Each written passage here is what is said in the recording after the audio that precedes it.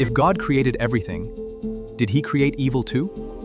And if the answer is yes, how can God remain perfectly just? More than 1,000 years ago, Muslim theologians proposed an answer so bold, but did their answer solve the problem or create an even bigger one?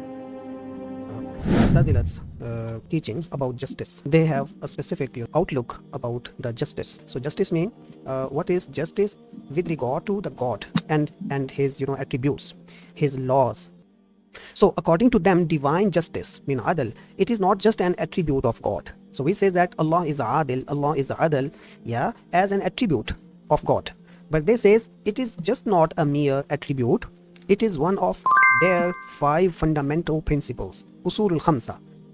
So in their theology is based on 5 fundamental principles, and Adl is paramount. Adl is on the top of the list. Got it? So that is the significance of the Adl in their theology. So their teaching on justice, they are based on the belief that God acts according to wisdom and reason. That is the definition of Adl, justice. They says that God has to act. Not only God acts, God is bound to act, according to the wisdom and reason. So his acts cannot be characterized, against wisdom and against logic. Got it? While the other says that everything what God does, it is wisdom, it is reason, it is just, it is the Adl, it is good, ultimate good.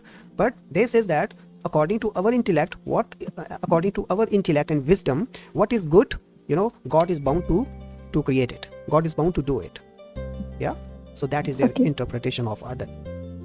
Their basis is that God is absolutely just and wise. No doubt about that. That is their premise. That is their premises, that God is absolute just and wise. You admit that? Yes. So everybody says, yeah, we accept that Allah is absolute just. And he is absolute wise. So they build upon this basis. So they say he only does what is best. Consequently, God only does what is best, what is beneficial. He cannot create anything which is not beneficial, which is harmful, which is evil. So everything in the world that we call, that we consider evil or harm, so it is not created by God. Why? Because God is absolute, just and wise. And evil, creation of evil is against that, justice and wiseness. Got it? So they argue that it is impossible for God to create evil and to command injustice. Allah cannot ask us to do something which is injustice. Got it? If God were to create evil, he would be considered evil himself.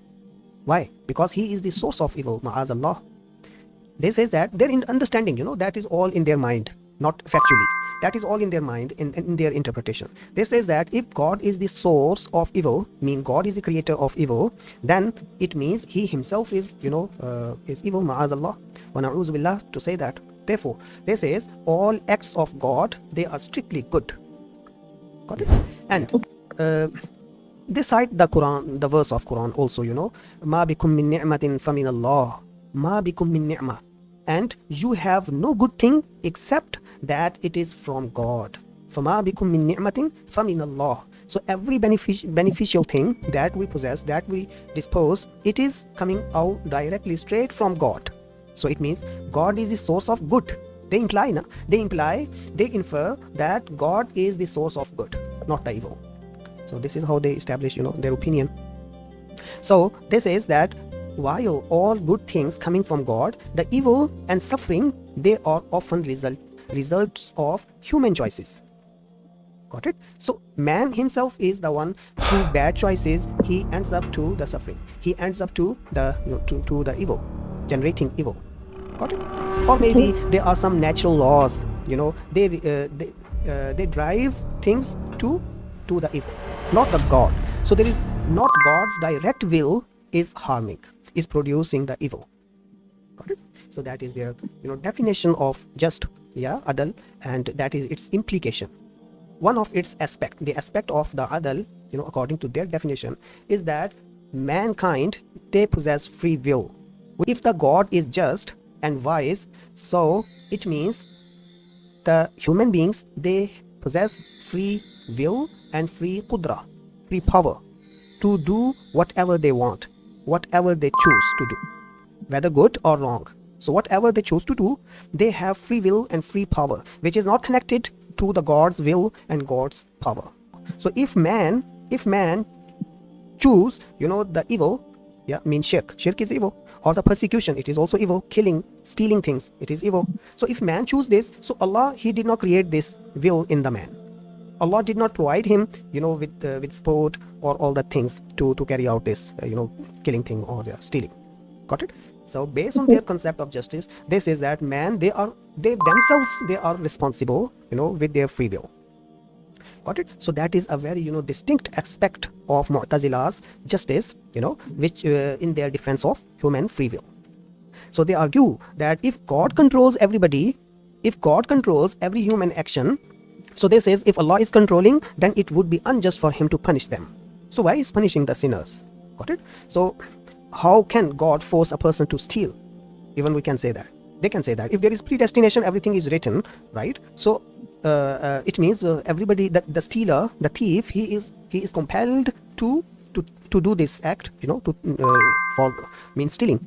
Yeah. And then send them to hell for stealing. It is illogical. It is illogical why he is sending them to hell for stealing thing, while it is already destined. Got it? Their solution, our position is that Allah subhanahu wa ta'ala, he is creator, he is all wise, whatever he does, that is just, even though albeit it seems to us unjust, but we say that our logic, our reasoning is not able to comprehend God's wisdom, which is multifaceted, which is beyond our imagination. Got it? So they says that the solution is that just say that the mankind, they possess the free power, Qudra, the free power. So based on that free power, there will be a fair test, fair accountability, where humans choose between right and wrong, and then they will be held at the end on the Qiyamah. Got it? So they also quote, this verse, La yukallifullahu nafsan illa wus'aha. No soul does God place a burden greater than it can bear. So if we say that we are compelled, it is written, it is known by God that we are destined, to do this and that. So we are, helpless. Our hands, we are tied up. Our hands are tied. So we have to do this. So it is La yukallifullahu, against the verse La yukallifullahu nafsan illa wus'aha. Got it? This is how they quote this verse and establish their opinion. The Mu'tazilah gave one remarkable answer: for truth doesn't end here. What's your view? Join me next time as we uncover another timeless question in Islamic theology.